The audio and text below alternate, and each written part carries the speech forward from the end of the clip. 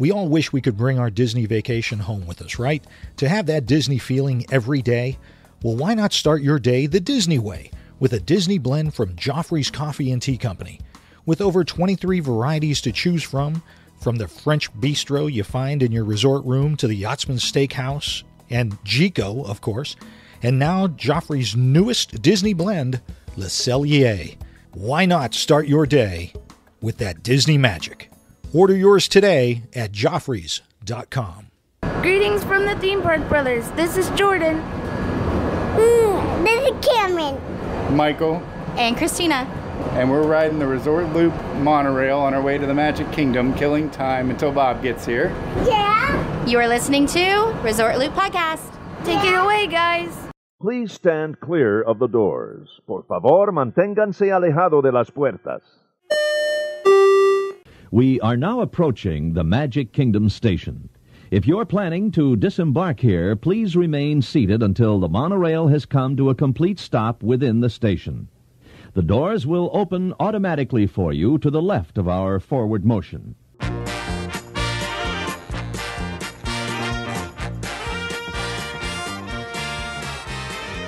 Hey everybody, thanks for joining us. I'm Tim Scott. I'm Bob Collar. I'd like to thank the Black family for that open going into this pandemonium. Michael, Christine, Cameron, and Jordan. Awesome open. Wait a minute. Why did that sound like you were accepting an Academy Award just now? What was it? I'd like to thank the Academy. And the Black family. Yeah. No, that was very nice of them. Yeah. You can always find them over there at Theme Park Brothers. Yeah. Over on the, what they call it? The YouTube? It's in YouTube, yeah. YouTube, Theme Park Brothers, yeah. So they're looking for me. At least someone's looking for me. Oh, you have lots of people looking for you. That's what I'm afraid of. Come find me. I'm here, Walt Disney World. Woo! Somewhere out in the big beautiful world. So, Tim. Yes, this is it. Do I dare ask? This is episode 370. This is for October. The DVC Roundtable. Dun dun dun. Dun dun dun. I'd like to welcome to the show. We have a full house.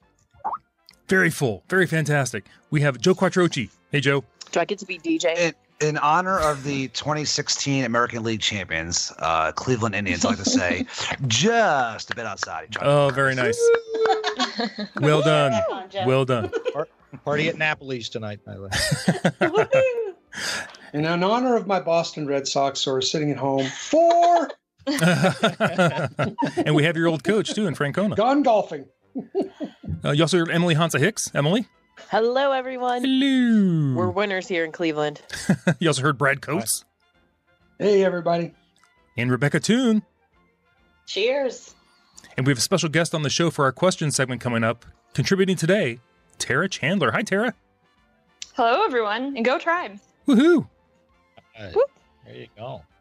I'll just say, All crazy right. time in Cleveland. Crazy time, but we got to get on with this show. Yes.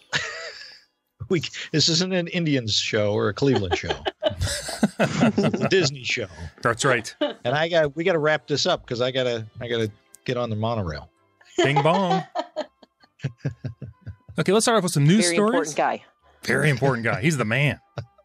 No. Yes, he is. Find him. Disney World right now. Emily, you want to start us off with a news story today? I would love to. Awesome. I would like to tell you about an exciting opportunity that you all have, and that is the DVC exclusive Gold Annual Pass. Not only can you purchase this between October 2nd and January 3rd of 2017, but you can purchase it and receive an extra month of theme park admission with that purchase. 13 months instead of 12. This is a deal. I'm actually waiting until I get to the world to purchase my, instead of renewing, I'm waiting so I can get the 13 months. Mm-hmm. This new perk is also going to apply for the other versions of the DVC annual passes. The Gold Pass is unlimited admission to the 4 parks, with the exception of some blockout weeks, which fortunately I can't afford to stay during those weeks anyway. Okay. So it's not going to be a problem for me. But we usually travel after Christmas and after Labor Day. So we will avoid the Easter and Christmas blackouts. But if you're considering something like the Dark Side Half Marathon or something like that, you may want to look at those dates and make sure, because I believe that it's around Easter this year. So I think that might be in the period of blackout for the Gold Pass. That doesn't mean that you are out, though. You can get the Platinum or the Platinum Plus, or there's a couple other passes available. There's also something called the Silver and Weekday Select passes, which I'm not quite sure about those, but those are also, they're all going to be extended to the 13-month, I believe just for DVC members. There may also be, this may be paired with Florida residency too, so check that out, but I'm not sure. And don't forget unlimited PhotoPass image downloads. And that's one of the reasons I think I'm going to actually snag this guy, even though we have some non-expiring tickets, because we are going to be doing Lumiere's Challenge. Woohoo!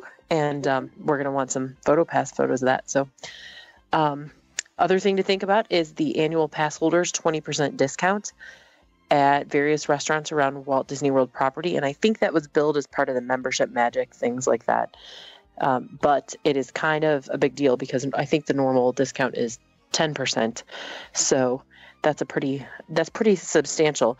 It's something you want to think about when you are deciding whether or not to get another discount program like Tables in Wonderland, where you have to pay a fee.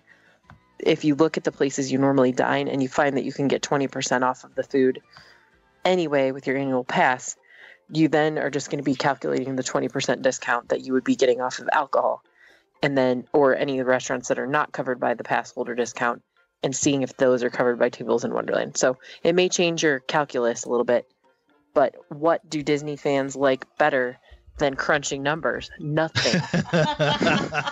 So true. Well, I tell you what, this would make a great, maybe Christmas present for someone. It's you have to get it. Yeah, for I don't know, say your favorite DVC Roundtablers. Right? That's what I'm saying. Exactly. Or hosts. Right. October 2nd to January 3rd. If you've got a Disney fan in your family, why not? That's a nice little extra perk there. Absolutely. And Patreon sponsors, I promise, they have not offered us tickets. This actually made the difference in me renewing this year, because I was going to let my pass expire and renew in November, because I kind of wanted to move my re-update to November, which is typically when we've been going. But with the extra month, that kind of did that. With the allowed extra month, that kind of bumped me out to where I wanted to be anyway. So not only did I get to renew my annual pass, I got the 13 months and saved about $150. So, Rebecca, that brings me to a question. They're billing this as a DVC only discount. It was available to me as an annual pass renewing. Yeah. The DVC exclusive is just the gold annual pass. Mm-hmm. The 13-month is on anybody. I see. Yeah. So the 13-month I received, and on top of the discount that I received for renewing anyway. Now, my annual pass renewed at the end of September, which is when I originally bought it. But because it bumps it out to a 13-month pass, I'm now at the end of October versus the end of September, which is kind of where I wanted to be anyway. So, Bob, you really can buy you an annual pass while you're down there. Okay, buddy? Just go for it. Perfect. That's all I got to do. Yeah, just do it. The 20% is on some great, really great, like Tiffin's, the new restaurant in Animal Kingdom, which was fantastic. You get the 20% there. There's tons of places where the 20%. Yeah, the list is really good. Yeah, it's incredible. It's really extensive. I don't know why you buy Tables in Wonderland at this point. Buy that. Right, you'd have to drink over $1,000. Yeah, I actually did not re-up my Tables in Wonderland. And there's a great website out there called mouseperks.com.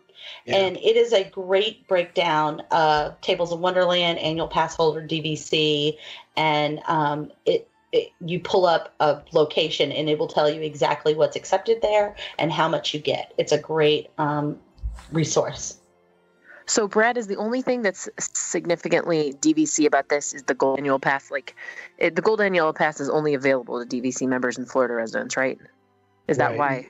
Okay. Yeah, that honestly, that I was researching after I read this news story, and that's what I found was literally the only thing DVC is exclusive is the Gold Pass.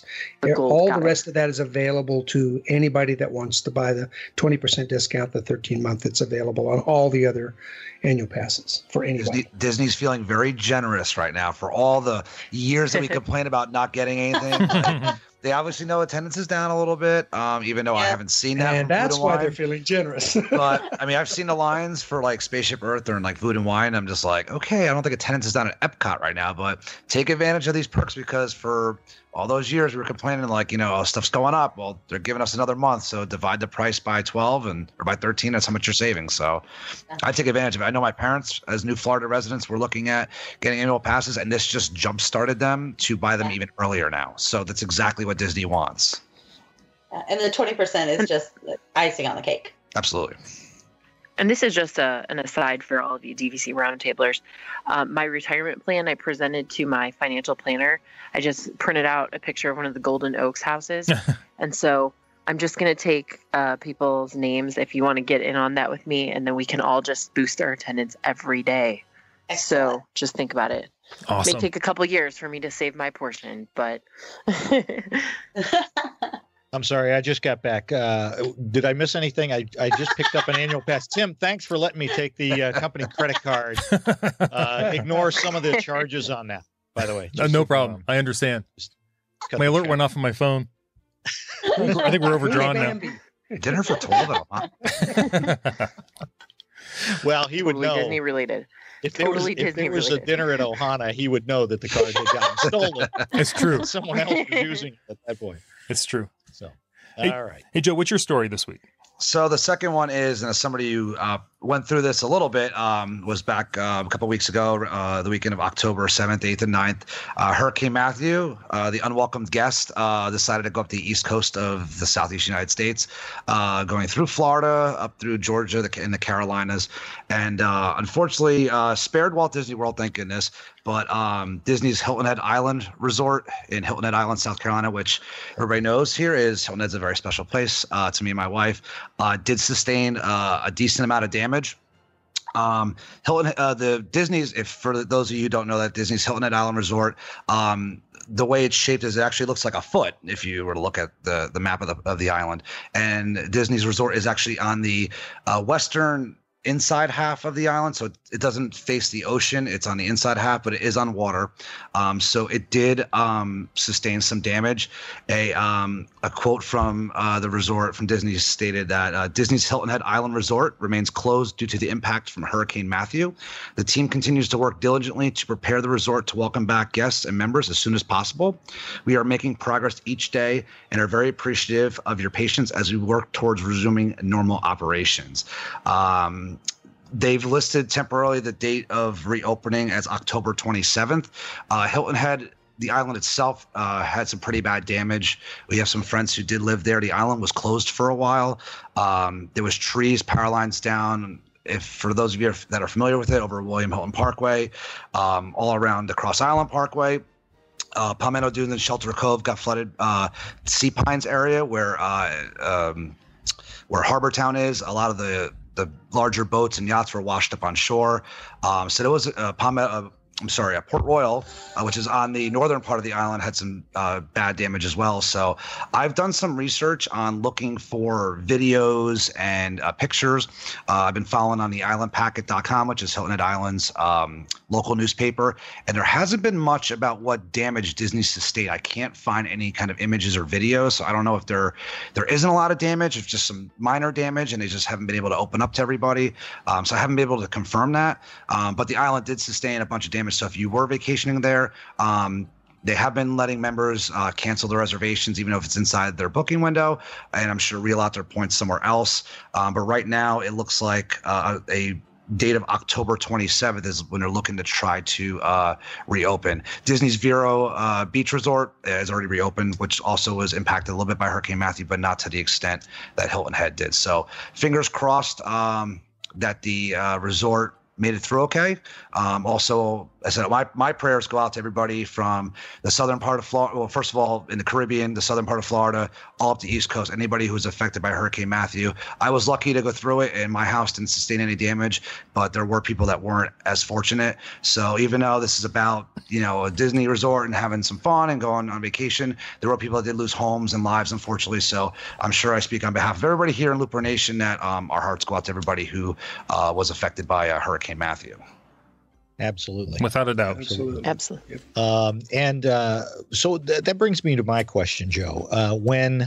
Is my understanding correct that when your home resort sustains any type of damage or has to go through any type of refurb, some of that cost falls on the DVC owners? Is that true or not? That is what your dues go towards. And if you were reading some of the DVC message boards on Facebook or whatever, it was getting some pretty heated battles. People were actually becoming a little territorial about where their home resort was, because all of a sudden you saw a little bit of division, like, oh no, I own at Bay Lake Tower, I own at Saratoga, that my dues don't go towards that. So and any other roundtable table people, correct me if I'm wrong, but that's what your dues go towards. So they might see an increase in dues depending on the damage that resort sustained.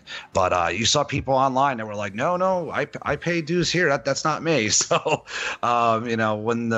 when they get assessed eventually, I'm sure people will be like, nope, that's not me. That's the Hilton Head owner. So I believe it does come out of that level. I'm trying to remember back when I first joined back in 2006, or maybe it was 2007, there was some event at one of the resorts that was going to incur a large expense. And trying to remember if it was Disney that came out and said it, but I was in the impression from what was discussed at the time is that the people that incurred the extra expense were the owners of that resort, and that was not shared across the board with all other resorts. But I can't verify that. And this is the reason why sometimes points might be cheaper at one place, but the maintenance is like double of what, $6 compared to $9 or $10 or $9. That's why that came up originally, because the dues are very high at Vero Beach and Hilton Head compared to, and the main reason is because they go through a lot more restoration being out in the open and the ocean and et cetera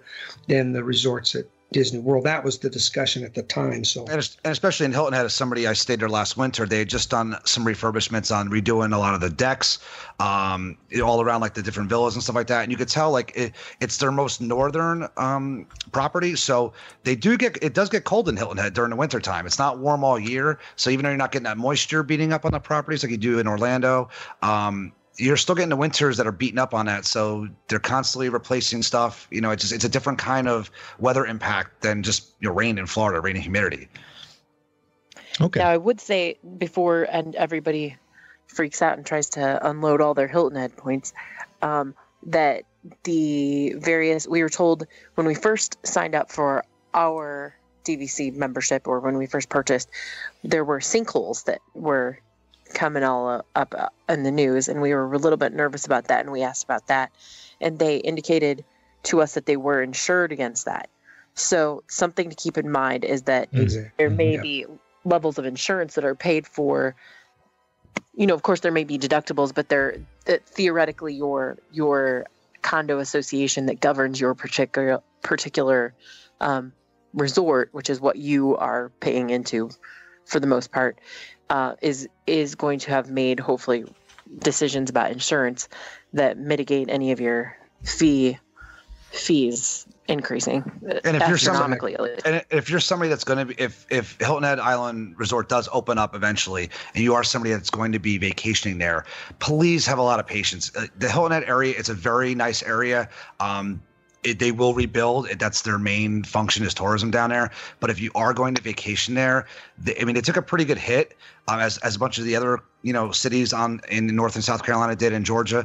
Just be patient with what's going to be open and what's not going to be open. It's their off season too, so they're not going to be in as a fast of a mode to rebuild, essentially. So the resort might be open. There might not be a ton of stuff to do. Restaurants might be closed still. So just have an open mind if you do go, that it might not be the same experience that you've had in the past if you go all the time. It's kind of ironic because. Go ahead, Emily. I was going to say, it's kind of ironic because as a kid, we used to go to Hilton Head. That was our big vacation destination because it was very drivable. So we went pretty much every year to Hilton Head. And I always found the place was too manicured and too proper and everything. And now I'm looking at the pictures of Hilton Head and I'm like, that's my kind of vacation. It looks a little wild now. Gorgeous. But Hilton Head, you're absolutely right, Joe. It is the off season. So this is a time when a lot of people just go to sort of relax down there and enjoy the slightly less cold air from up here. But absolutely, it's just an amazing vacation destination. So don't cross it off your list. And honestly, if people are rebuilding and repainting, and it may actually look just amazing next year. Yeah, it'll be back. Without a doubt, it'll be back like springtime in full force. I mean, that's not a doubt. It's just temper your expectations. October, November, December. That things might not be fully up and running. That was actually one of the reasons we were convinced we could buy into Disney Vacation Club, because we knew our family loved Hilton Head, or at least my parents love Hilton Head. So even if we got bored with the Disney experience, we could go to Hilton Head like we would anyway. So, and keep in mind, I mean, the bottom line is that you don't see hurricanes like this often. It was almost 100 years since the last one hit where it hit. And all of those along the coast are pretty much hurricane spec'd or what's the word I'm looking for? Built up to hurricane specifications. Certified. Yep. Certified. Yeah. So, don't be afraid of, it's along the coast. What if something happens? They're built to withstand it. And the odds really of something happening like that are relatively slim. So, and Joe, was anybody injured on Hilton Head? Or did they evacuate? I mean, I know a lot of people did evacuate. I don't want to say that there was 100% that nobody was hurt. Sometimes I know people, I know here in Central Florida, people got hurt after the fact, where they were cutting down trees and they hit a power line by accident. So things like that happen. I'm not 100% sure if anybody actually was injured during the storm itself. I know that they did evacuate. Our friends did evacuate out to the mainland. They had contraflow going out, to western parts of South Carolina, but I'm not 100% sure about that, so I don't want to say yes or no. Sure. Very good. Tim? Yeah, Brad, what's your news story?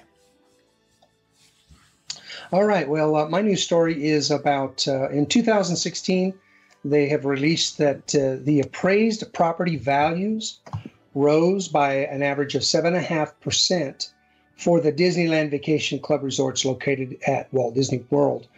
Now, this average, Yay, right? Yeah, that's right. Our property, anytime property values go up, it should make us happy. Although when I talk about it here in a minute, it's not like we can turn around and sell it because we don't own the dirt, so to speak. But yes, it did go up. Now, that was a little bit less than 2015. 2015, the combined increase was 9.8% compared to 7.5%. But it's pretty consistent looking back over the years. It's one thing about Disney World, Disney Vacation Club. Unlike a lot of condo programs out there, the values have always gone up. They've consistently gone up. So now Bay Lake Tower had the largest increase in its appraisal value at 10.49%. And Disney's Animal Kingdom Villas had the lowest at 8.77%. Now, the lowest of the, I think, of the villas. Now, here's the thing. The reason why this plays into DVC owners is that the property appraisals are part of the formula that helps to determine the yearly annual maintenance fees. So this is where it can be, I believe it can be yay, but not necessarily yay, because as the value goes up, I believe my understanding is that does increase the annual maintenance fee in that part of the formula. As the value goes up, then our part of our payment goes up. But that's not the only thing in the maintenance fees. The maintenance fee, like we were just talking about, if there's been damage to your property, if they had to do a refurb, those are the things that also blend into the annual maintenance fees that determine how much we pay in our yearly fee. So. And the component that goes up is your taxes, your appraised tax value. So the good news about that is, talk to your tax person, because it's possible that if this is considered a second residence or something, you may actually be able to write that off on your taxes. Now, like, would that only be if we interest still deduction. had a loan out on it? No. Okay. If you're paying taxes, well, it depends. I mean, I'm not an accountant, so don't really listen to me. Listen to your accountant. But we are able to do that on our taxes personally. Yeah, that would make sense because you're getting a break on the fact that you pay taxes, and you pay that whether you have a loan or not. Right. So it would make sense. Yeah, talk to your tax person. I'm going to talk to mine.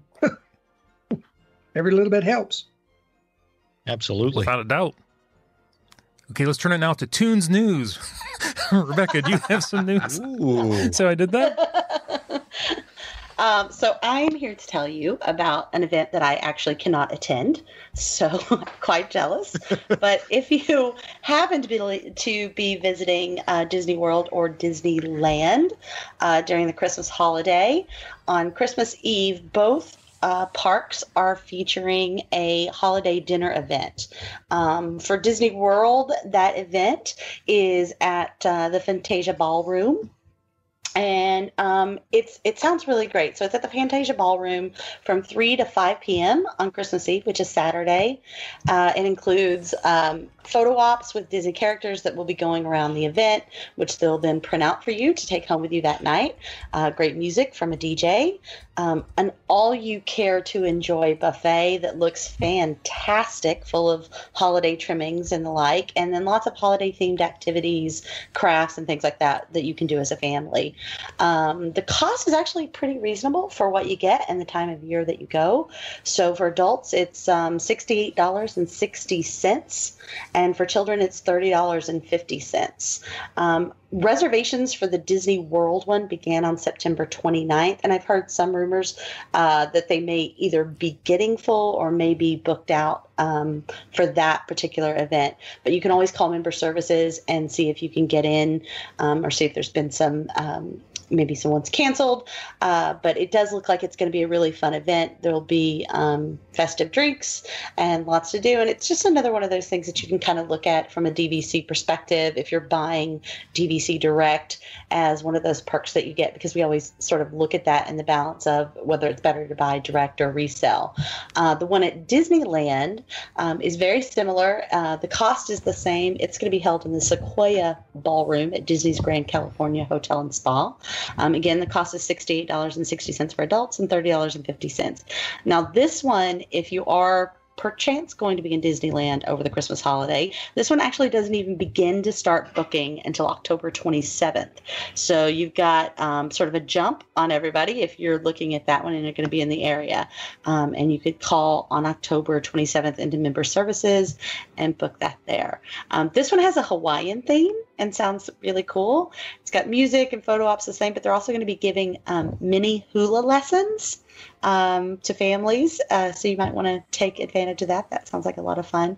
But again, it's one of those things where you kind of have to be in the right place at the right time to take advantage of it. But if you are, it could be a really nice way to spend Christmas Eve. Hula lessons, Tim. Well, they said mini hula lessons, which I believe leaves me out. I'm not sure about you, Bob. And it's with Minnie Mouse, not Minnie M-A-N-Y, which is what I would need. I would need mini lessons. All I can say is when I went there on my honeymoon, they said it's you swing your hips like you're grinding coffee. And then the lady said I was obviously a tea drinker. And I've never been the same again. She scarred me for life. Wow. I love that. That's fantastic. That's fantastic. Awesome. Hey, I did just look on the site, on the DVC site. And so just for us, a ray of hope for those for Disney World, like you said, you've been hearing the rumors that it may be sold out, but it is not showing sold out right now. So if you're thinking you might want to do Disney World, quick, call them. Because at least officially, they still say it's open, but it could sell out quickly. So call it right now. Do it now. Move fast. Do it now. One of those things that you can actually you can cancel up to 48 hours in advance. So if you're there and you're wondering, call them the night before and just see if there's some cancellations, because you can cancel without penalty up to 48 hours in advance. Cool. And if you call now, they might throw in some Ginsu knives. So hurry up. DVC operators are standing by. But wait, there's more. We have nice a special guest, Tim. We do. Joining us for our question segment. Instead of taking email questions, we have a live guest on the show, Tara Chandler. I do feel kind of special. It's a pleasure having you here. You should. I feel like I'm becoming a podcast celebrity now. Yes, you are. Absolutely. I'm going to need your signature so I can sell it on eBay. You're going to get roped into this madness. It can be addictive. I can see that. Tara, what are your questions? What do you have?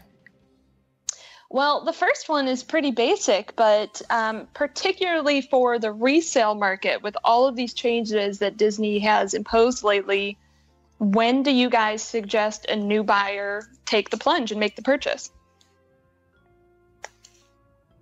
Who wants to jump in? That is a good. When you say when should you take the jump, what do you mean by that?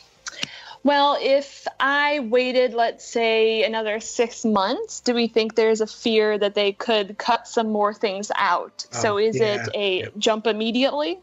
Yeah, you guys can pipe in too. I would think at this point, the last round of things that they trimmed off has pretty much trimmed off the bulk of what they're going to be able to trim off to come to the market. And honestly, everybody's different, but personally, I don't think any of the stuff they've trimmed off was enough of a value to warrant sometimes 30 to 50% more cost to buy those points at that resort. So the resale market's still a good way to go.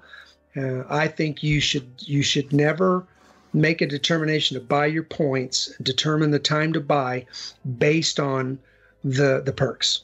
You decide when you're ready to buy. I have a couple of things that just jumped in my head, and I'm sorry if I jumped on anybody, but no, that's good. Number one, it should always be if you're first of all and foremost financially ready to do it. If right. you we just talked about property values going up, we just talked about a storm hitting a resort. Are you prepared to, number one, pay your resort your initiation fee? Number two is, are you prepared to and know what your costs are? We know that the costs are going to go up. So are you prepared financially to do that? Have you thought all about, is this really the right choice for me? All of those things figure into it. Now, also, what I would say is there are new properties under construction right now. You got the new Wilderness Lodge. Your cabins are going up. There's rumors about adding on to other properties and stuff like that. What do you guys think? Do you guys think that they're going to set those prices at $165 a point, maybe even higher? Is that maybe going to drive the resale market up a little bit? Because people are like, you know what? I ain't paying $165, $170 a point. I'm going to jump over and buy me some Saratoga for $90 or $95 a point. Do you think that when these new properties go online, that it will jump the resale market up again? And if so, would a better time to be to buy now rather than later on? That's what I'm kind of thinking. Are people going to gobble up the cheaper stuff when the newer properties come online? And they're like, you know what? I ain't getting in at $165 a point or $170 a point. I'll get in at $95 a point. What do you guys think about that? Joe, I think you're right, because that's what I've seen. Like Saratoga, when we bought our points for $62 a point, I think. I paid 80 something for it. So look at the difference right there. Yep. Right. It's weird to say that it's actually appreciated because it has less time on it. But I had the same situation. That is the truth. Same situation. I think there's kind of a lull going on right now. Like attendance is down a little bit. Everything's kind of mellowed out a little bit. Eventually, you're going to start seeing the construction being finished at Animal Kingdom. You're going to see the cabins come online. You're going to see, Pandora opening up, and I think that's going to jumpstart everybody's interest again. So if you're on the fence, now might be a good time to start really looking at it, because I think that's going to start to drive the prices up. I mean, it's fine. I'm going to say selfishly, Tara, you need to buy yesterday. Yeah, Tara, don't let any of the fears about back to what you originally asked, and that is anything to do with the perks.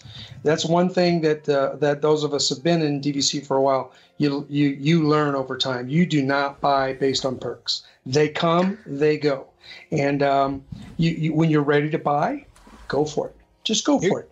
And question for you all, though. Related, if you're at a place where you could purchase, but you might need to finance at least temporarily, would you do it? Would you purchase for, or are you guys of the mind that you should only purchase if you are, in a super stable position with cash only options? I finance mine. Financing is fine. I mean, I financed mine, and I did not do it through Disney. And even if you go through Disney, DVC will tell you. I did the tour. DVC will tell you.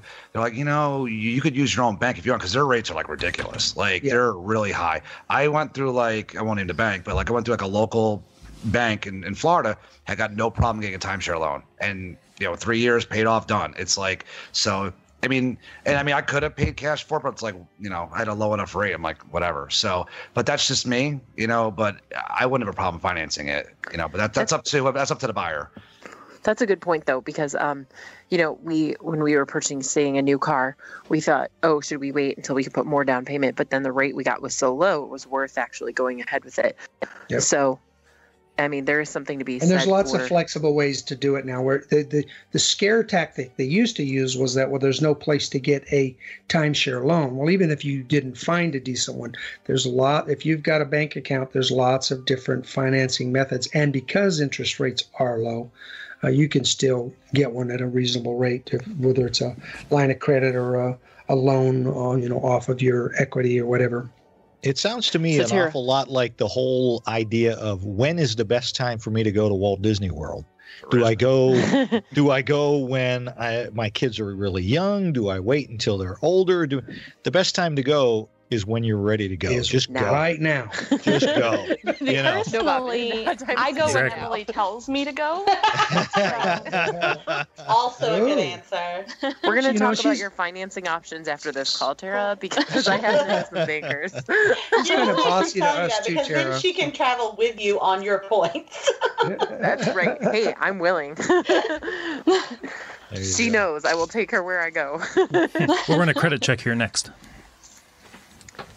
All right. So what's next, Tara? Well, the second half of that is, and we covered a bit of this, is how high can maintenance fees really go up? So maybe when you purchase for 30, 40 years. Have you guys seen a trend? Is there some kind of large jump that could happen in, say, 5 or 10 years that I wouldn't expect?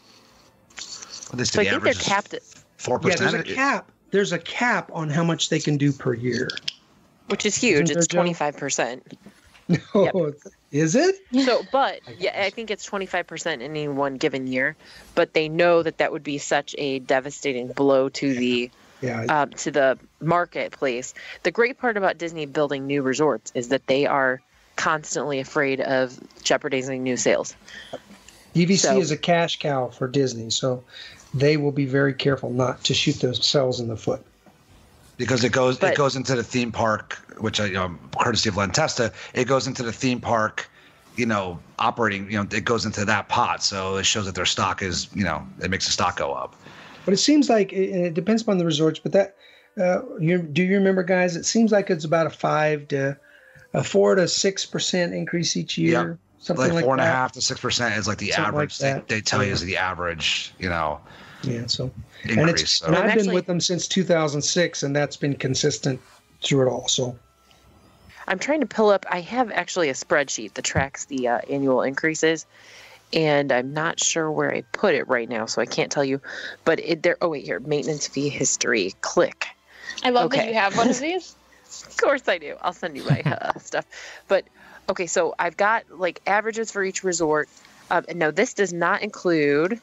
I did not update this with 2016 numbers, so this is historic only, as of founding to 2015.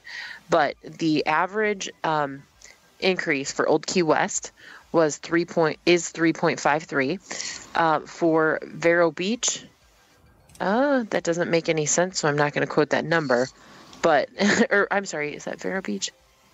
Oh, the subsidized ones, because there's a little tricky situation where if there was any kind of issue when they were selling them, they sometimes have to subsidize the dues. So subsidized Vero Beach is they've actually had an average of negative 1.13. Vero Beach standard 4.56. Hilton Head has gone up by an average of 3.96, which is actually not very bad. People are really nervous about Hilton Head and Vero Beach, and there were 2 years where Hilton Head went up from $4.98 to $5.16, $4.34 to $4.98, and then $4.98 to $5.16, and those did represent significant jumps, like 14%. and almost 13%. And so that was a lot for those years, but overall the increase was just an average of 3.96, which is, about a percentage over inflation. Let's see, Boardwalk 2.75, Villas at Wilderness Lodge 3.6, Beach Club 3.65, SSR 2.6, AKV 3.77. Sorry, guys, I'm using acronyms now. Bay Lake Tower 5.47. Yeah. Villas at Grand Californian at 5.33. Lani negative. Well, that's subsidized, I think. And then 4.44 is better. And Grand Floridian just really didn't have enough data. They had a 0% increase. One thing to keep in mind with all those numbers and the percentages is that two things that I've noticed over the years. Number one, the percentage increases in the early years of DVC were smaller. As they've gotten older, they've kind of increased a little bit, and then you'll notice the new resorts have larger increases, but then those tend to stable out. So if you notice, the ones that are more the newer ones you mentioned, they're up there 5 point, et cetera. And that's so people don't panic when you see you've got a new resort and yours went up, and if you feel like, wow, it went up a bunch. It seemed like that was the case. Whenever a new resort would come out, their first ones would be kind of high, but then all of a sudden they'd kind of come back and join the pack. So. Right. So there is a possibility of variation, but the truth is those percentages are not that high when you look at the actual numbers involved. Like it jumps from 4.95 a point to 5.01 a point when you're at Animal Kingdom. And so, yes, that's a jump of a certain percentage, but it's like 3 cents a point, and not to devalue that, but say you own 100 points, that's like $3, right? Yeah, so, it sounds like inflation. Yeah, that's what like a reliable number to. I would say count on 5% to just be cost of living inflation. Yeah, and then but really inflation is really because a lot of it is based on the salaries of the people that work at the resorts, and the fact that they had to put in lifeguards or those kinds of things that are related to inflation because they are talking about cost of living for the Disney employees. And Emily, wouldn't it go with also refurbishment schedules as well? When somebody's going through a refurbishment schedule, they're obviously coming out of that pot of gold. So, but I've asked about that before, and I've been told that they actually budget for those. Right, they kind of defer it over a few years. They amortize it. So it's not a surge. Yeah. Yeah. Okay then. Save your pennies. and buy tomorrow. Emily's going to have me signing something tonight. Yeah, there you go. I regret this. And the one thing about it always seems like the hotel costs go up a much higher percentage than the cost of our dues. So in the end, we're still winning. That is so true. That is a good segue into my next question, because if anyone hasn't noticed, I travel with Emily quite a bit for Run Disney events, and Emily likes to go a lot. So a little bit. She goes without me sometimes. It's really unreasonable. That's true. I knew you were holding on to some resentment for that. Thank you for proving it. But because I do go at least twice a year, if not 3 or more times for smaller trips, the points that I would need to fully fund my trips on DVC points would be a much larger number. So my question is it better to purchase a larger chunk or multiple smaller chunks? Multiple smaller, always, yeah. Because if you ever decide to sell them, you can sell smaller contracts for more. People are looking to add on a small amount of points. So in the secondary market, those points are worth more. But if you get a big contract with 400 points, then you've got to lower your price per point in order to get somebody to purchase that large contract. So in the end, as long as you get multiple contracts with the same use year so that they can all blend together, you can all tile the points together, you're much better off having multiple contracts with the same use year. Now, unless you buy directly from Disney and you don't go the resale value, you can break up your contract to smaller ones. Is that correct? Or that is not correct. You can't do that. Okay. When you buy from Disney, you can ask for different. So we asked for 40 points and 130, but you can't. So when you buy it from Disney, they'll sell it to you in the whatever. Right, but if you try to resell at Disney, you can't split it. Right. That's good advice. You don't want to buy maybe a massive block of DVC because it's harder to sell. You got to find somebody unless you know you'll use it. Yeah. Yep. Yeah. Now keep in mind plus, though. Plus, it makes it easier to split to kids as you. Right. Oh yeah, that's a good point for estate planning. Yeah. And Tara, the one thing though I would say is that if you are going to split it into a bunch of things like we did, you do have to pay title insurance costs in most places. So you do get a little bit, you get more in closing costs, but you have to kind of think about that. It's not astronomically more because they're still based on your purchase price, but it is a little bit more because your deed costs are the same. Like those are flat fees, like your deed recording things. So then you're probably the smart thing to do then, what you're saying is that you can split it, but don't split it into a whole bunch of little ones, maybe a couple, you get 300 points. Maybe. Two at 150, something like that. Right. I would do something where you would look at when you would usually want to go. So if you're big at doing the Run Disney events, their schedule is pretty consistent. January, February, November.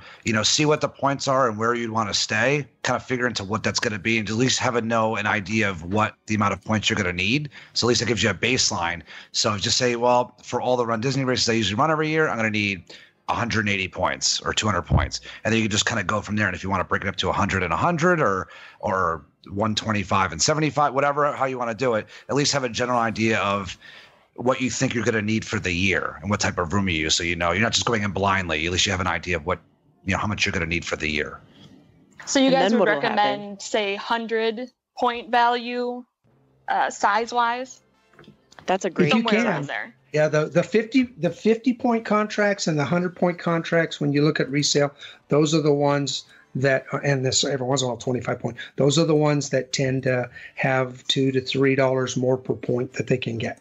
And Tara, I just purchased a 30-point contract for Saratoga, same use year, and I got the email from the reseller at like 9:30 at night. They weren't even open yet. I called the next morning. The guy wasn't even open. He answered the phone. I said, "Is that still available?" He goes, "We're not even open yet, but yeah, it is." I said, "I want it." There was no negotiating. He told me, he's like, "Dude, this is going to sell." Those contracts will sell like fast. 30 to 50 points. Yeah.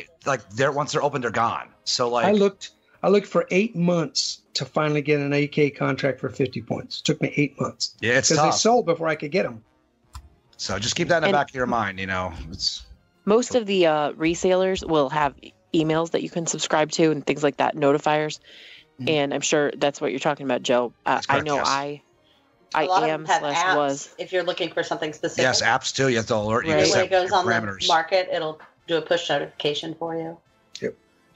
But just as a warning, it is torture if your husband doesn't agree that you need a lot of more points and you're looking at a contract that you really want and it's a good deal. That's torture, just so you know. Well, you know what I can do as a service to you, Emily? When we go next month, we'll just sit down and we'll have a discussion with him about it and see how he feels. Right. Maybe I can convince him now after this call. I'll be an expert. That's right. Awesome. It's always better when your wife isn't telling you what it is. Somebody else's idea is much better. So, Tara, which resorts would be your favorite? Which ones would you think about? Well, I generally tend to stay at one of the Boardwalk area resorts for the November Wine and Dine weekend because of the Food and Wine Festival. But my favorite resort might be Animal Kingdom Lodge. Yay! I would just always look at the contract dates. I just go by contract dates. That's my only concern is because the Boardwalk resorts are a little bit older than Animal Kingdom Lodge. So it's about maybe 5 to 10 years shorter, I think it was. I mean, you're I right. yeah. So this sounds a little crazy, but one tip I would say, especially for people that are not sure how long they're going to really use it, etc., we wanted a mix of. We bought several contracts, Grand Floridian and Saratoga, and we actually viewed it as an advantage to buy several staggered contracts with different ages because we thought, okay, we'll be using this for, we'll be taking the kids for this many years, and then by the time we retire, we'll be much closer to this length of contract. And so we were actually kind of thinking of it as nice because once the contract expires, obviously you don't have any dues obligations.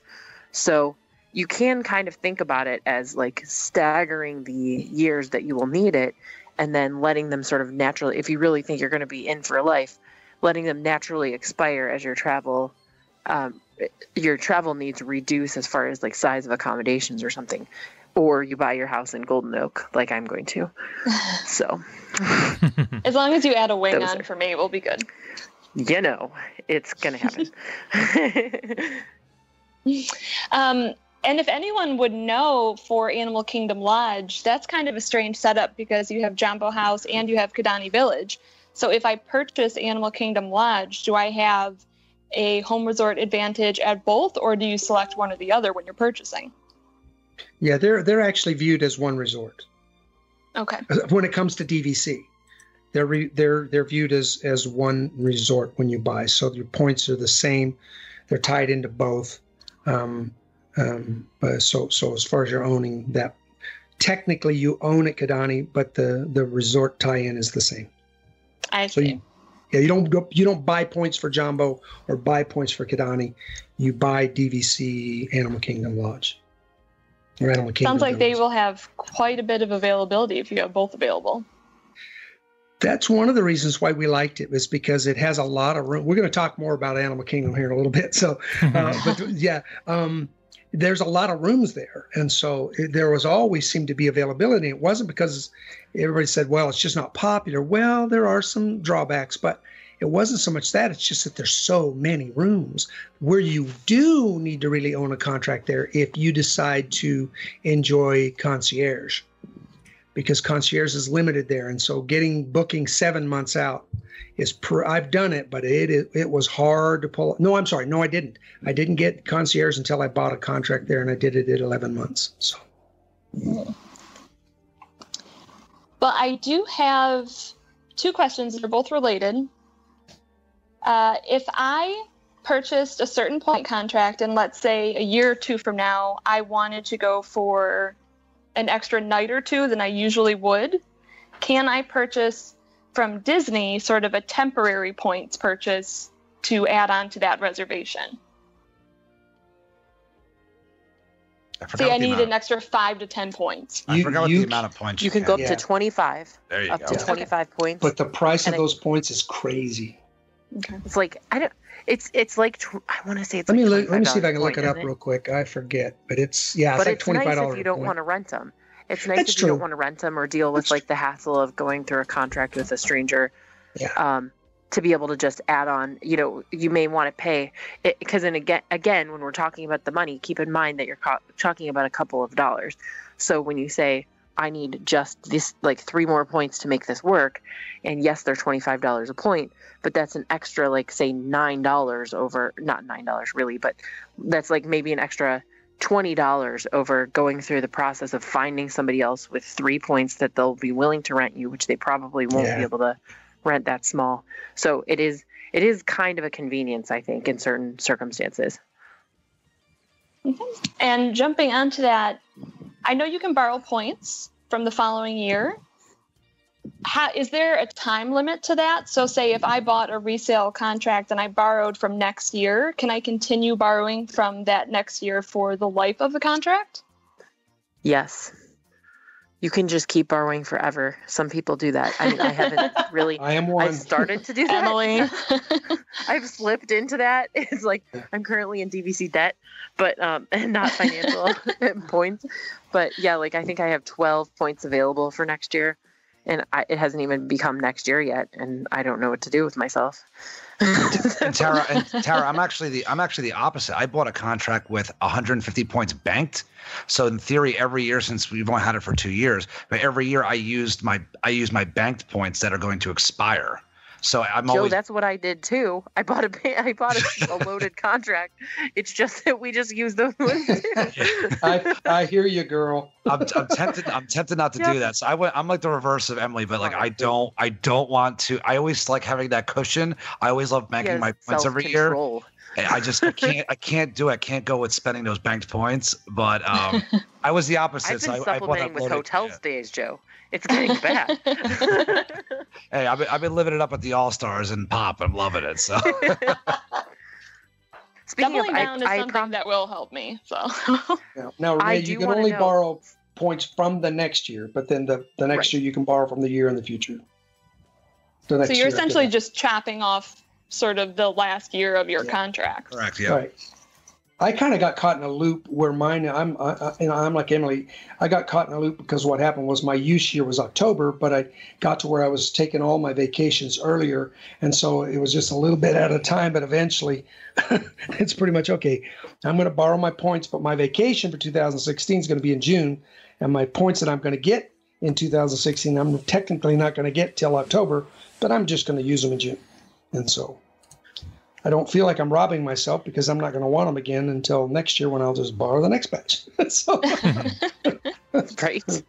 Yeah. I can already see how this is going to be trouble for me. Yeah.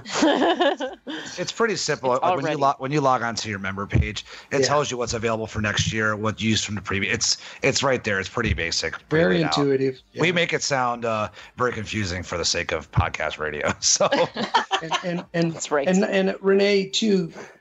Or Tara, I'm sorry. Tara, you talked about, needing more points and everything. One thing you're going to find once you get more comfortable with it, there's lots of ways to really start to work your points and to be able to, especially if you love Animal Kingdom. I mean, Animal Kingdom can be done on a dime. I mean, when it comes to DVC. Right. If you can get the value rooms, and if you have an 11-month contract and you can get the value rooms, you're talking 9 points for a studio. 9 points. That is a very good point. Yeah, so you can stretch those points a long way. And I think, Emily, you were the one talking that you're doing a split stay this time, right? You had 2 different places.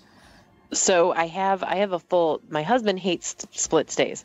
So I have a full stay booked, and then I have a 2 partial stays booked at Animal Kingdom, and I just need the 2 nights to fall into place so I can slip into Animal Kingdom and cancel Old Key West. Not that I don't love Old Key West, because trust me, I do. It's just that the children are obsessed with the animals at Animal Kingdom, thanks to the Lion Guard show. So they, you do anything for those. So it's your children and me. Right. And me. I mean, those bars are amazing. I mean, the restaurants. The restaurants are amazing. The lounge, Emily, I believe is the terminology. Right. That's right. Disney lounges are the best. They are. Tara, do you have any other questions?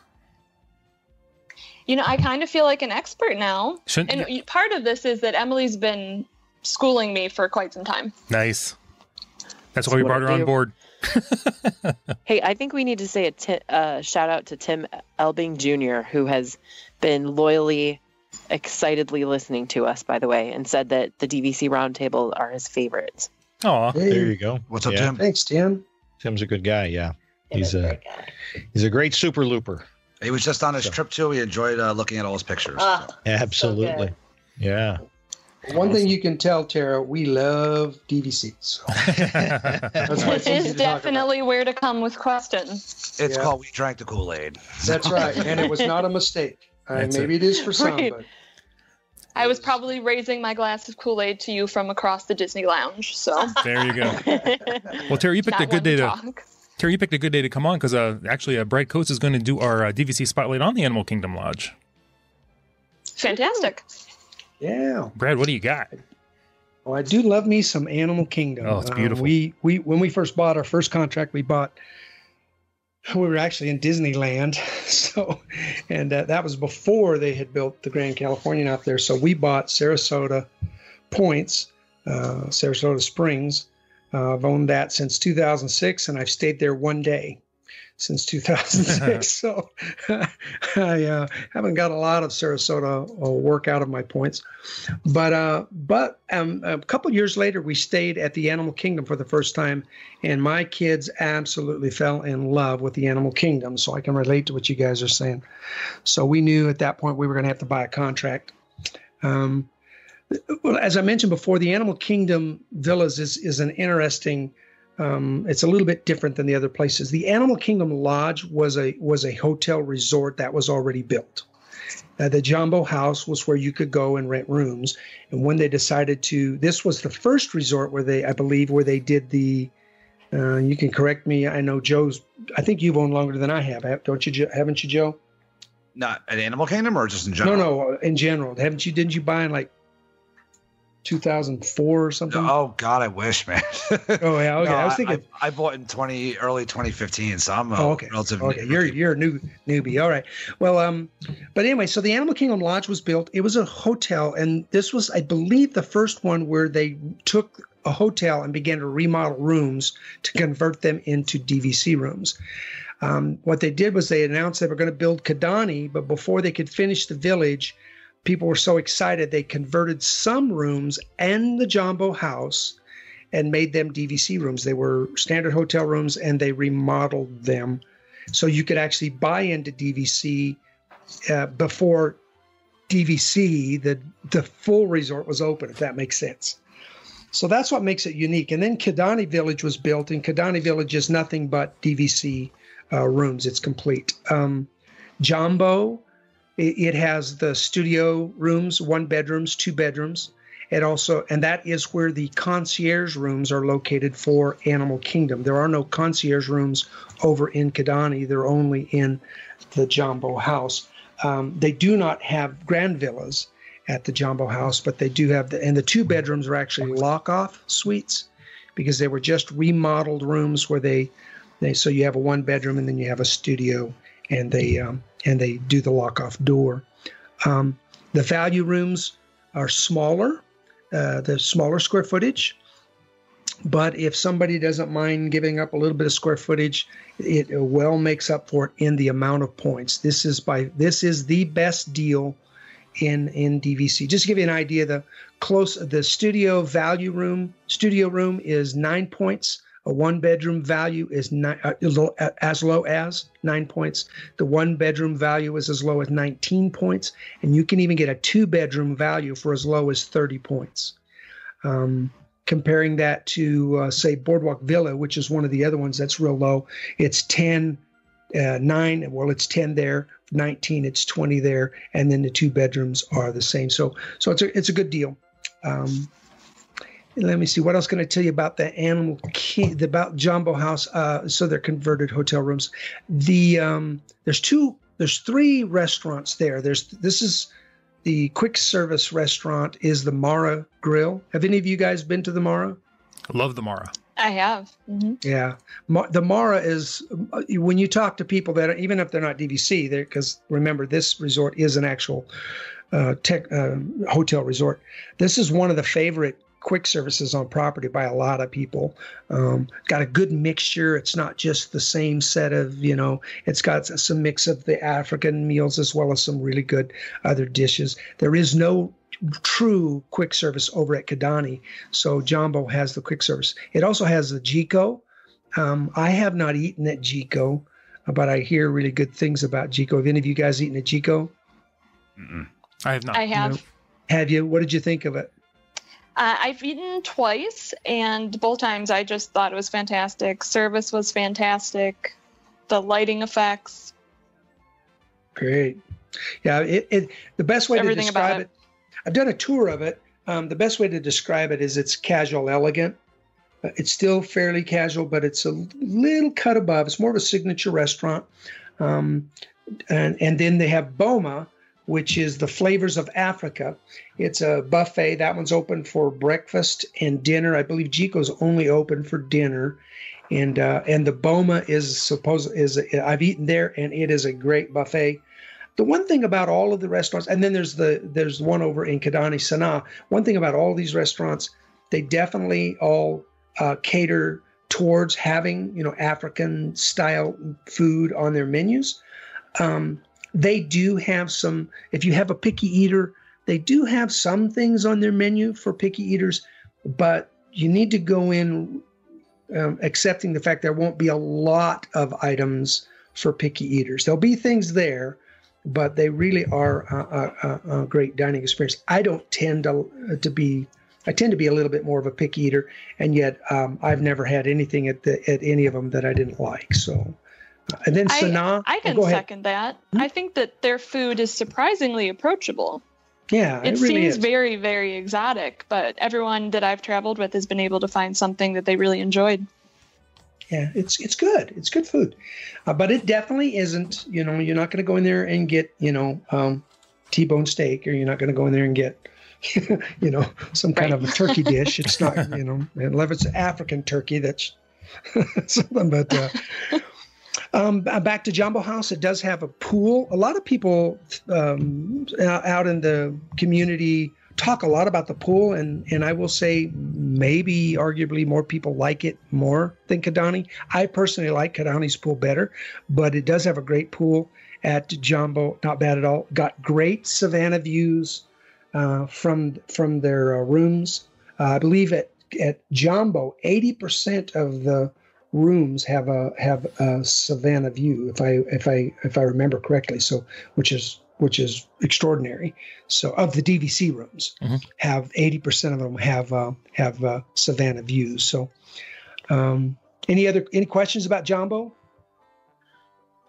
No, I love the Jumbo House. I just want to chime in that we love the pool at Kidani. I know you're probably getting there, but it's amazing. Just amazing for kids. Yeah, to me, that's the thing. Does it surprise you how many people say they like Jumbo's pool better? Because to me, Kidani is more Disney. It's more, especially for kids because of the water play area and the slide is really a good slide. And so, yeah. Well, moving on to Kidani. Can't really go wrong either way, though. Nah, you can't. They're not bad either way. Now, Kidani is, as I mentioned before, it is the one that is strictly a DVC resort. So these are not remodeled hotel rooms into studios and suites. They were built from the ground up to be a DVC resort. There are no value rooms at Kidani that I know of, and there's no concierge. Both of those are located at the Animal Kingdom Villa Lodge. One thing about Kidani, both of them are very spread out, similar to, I think maybe, I don't know, do you think it's similar to Boardwalk? You can get out on the ends, and it can be a fairly long walk from the lobby in Kidani and Jumbo to your room. But one advantage to Kidani is that it does have underground parking. So you can be clear out at the end of your wing, but if you've driven there, you can park your car basically right underneath where your room is, take an elevator straight down. You don't have to go all the way back to the lobby. So that's nice. That is kind of handy if you are there with a car. So that's very neat. I didn't know they had the parking underneath. Oh, that's very cool. It's killer. Of course, I've only been there, I think, twice where I've had my car because usually I'm so far away. I'm not going to be driving to Orlando. Thank you very much. I am crazy. I'm not that crazy. So, from where I live. Well, yeah, from where you're at, right? Exactly. So whatever rumors you're hearing about me, I'm not that crazy.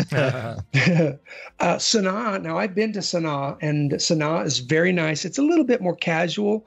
The Sanaa restaurant, in Kidani. It's a little more casual than Jiko, not a lot more casual, but once again, very good. The one thing I love about Sanaa is if you get there and you can get a window seat that overlooks the savannah. So it's an incredible experience, especially if you get there. I like to go there around sunset, and you look out on the sunset over the savannah, and you can still see the animals are out, and it's a great time to go there and eat. I love it there.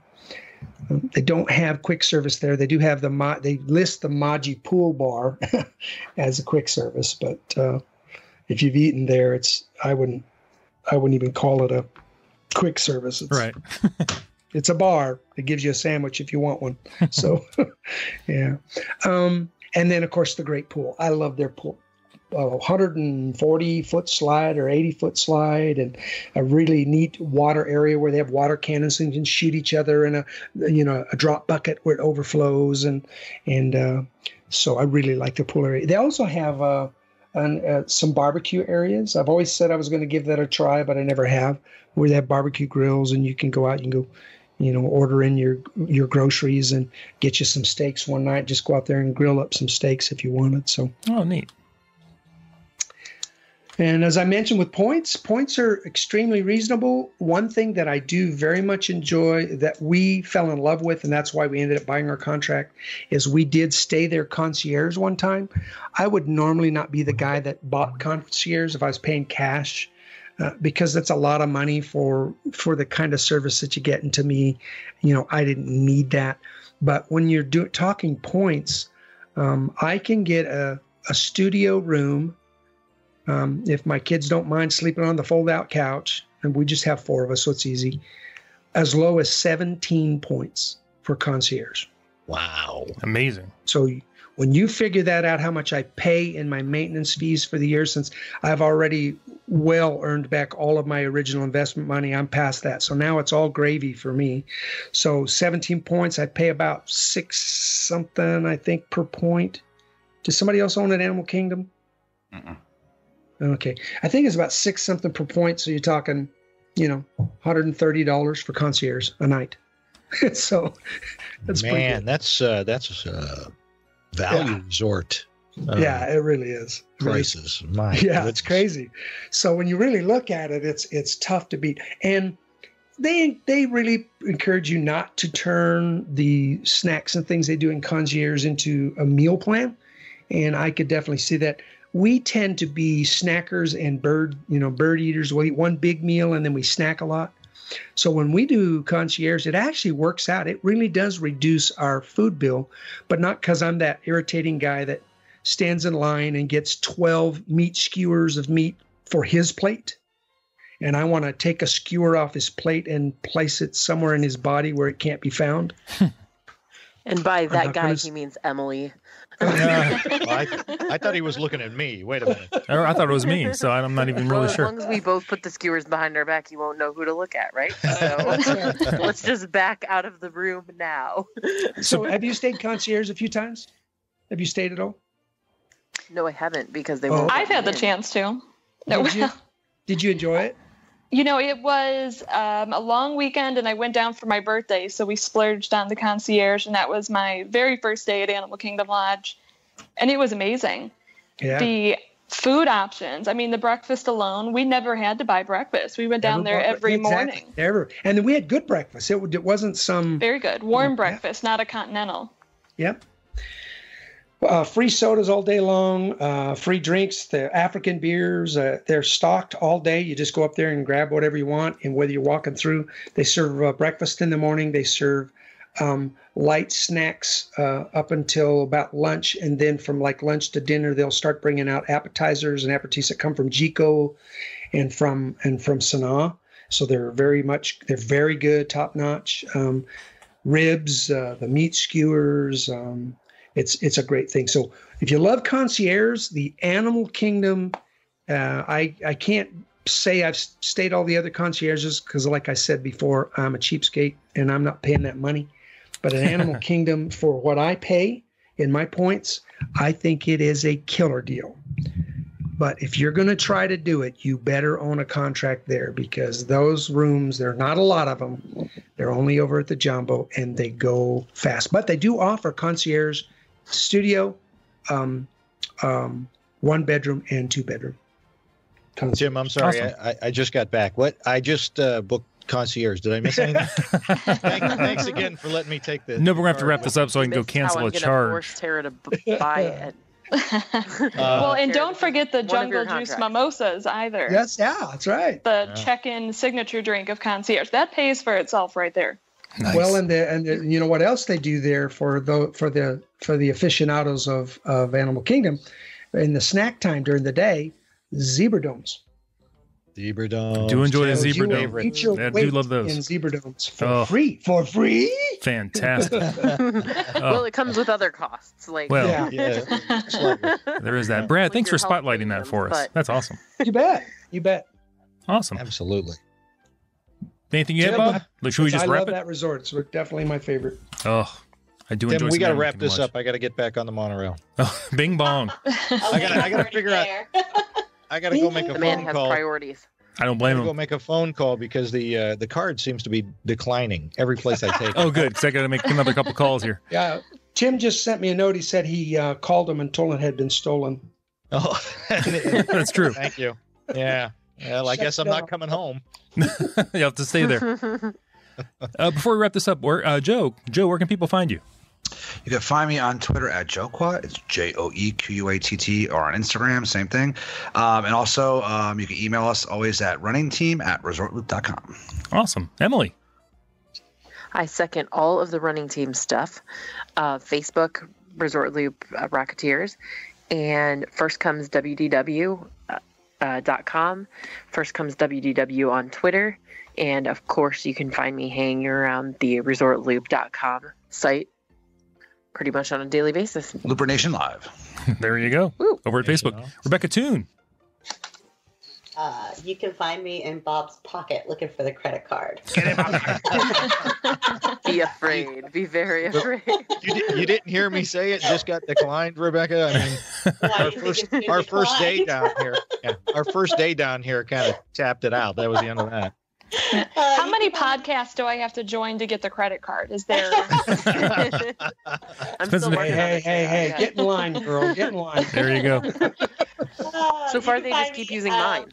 On Facebook and Twitter. Okay, Brad, where are you at? You can find me hanging out in the Diz Dads community on the podcasts and in the forum. Also, cruiseradio.net, whenever I can manage to get another cruise in. I'm involved in that podcast. I'm Papa Mouse 1 on Twitter. And you can find me at Facebook by Brad Coates. Awesome. Love the Diz Dads. Hey, Tara, do you have anywhere we can find you? Well, I am a member of the Resort Loop Rocketeers. Yes. Tara Renee is my screen name. You can find me there. And hopefully pretty soon, Emily and I will have some news on where else you can find us. Oh, how exciting is that? A little teaser. Dum, dum, dum. Yeah. Oh, my goodness. Real quick, Tim, before we wrap up. Yeah. Emily, you're going to be running, what, next week? I'm going to be at least waddling in about 2 weeks. So. All right. Yeah. So, with Tara, Emily, by the way. Emily will be down there husband, running. He doesn't talk. Tara will be running. Joe, are you running in that one? I am unfortunately not running in Wine and Dine. I will be in New York City watching my friends run the New York City Marathon. So Emily will be holding down a ship at the Walt Disney World Resort. So Emily, just remind everybody where they can meet you for the meet. If That's right. So we are narrowing our location down. I think we're going to be in the Crescent Lake area. And so we're going to take a final poll on Resort Loop Rocketeers. So get on there if you want some insight. It's going to be Saturday afternoon. We're not going to push it too late, but please, if there's any suggestions you have, we may do Cruise Cup just because it's kind of a fun little lounge. But if other people have other ideas, we could carbo load at Beaches and Cream. You name it. There's so many options. So weigh in as soon as you can because the die is about to be cast. And Emily will have the new, highly coveted Resort Loop Rocketeer running team pins. Yes, you will. To hand out. Oh, they're all over my shirt right now. And you can probably trying them out. Yeah. Nice. Right. So, Tim. Yes. I believe that's all I have for the roundtable. Awesome, everybody. Thanks for joining us. Thanks for joining us again. Oh, good Lord. It's been a long day. And thank you for tolerating. Oh, it's a lot of fun. And thank you for helping Emily push me towards buying sooner than anticipated. Tara, that's what we're here for, to so help our friends spend money. Exactly. On our joint trips. Exactly. To quote a great man, you have a friend in me. Wow. For us. On that bit of plagiarism, go out there and share the gateway to the magic. See you, everybody.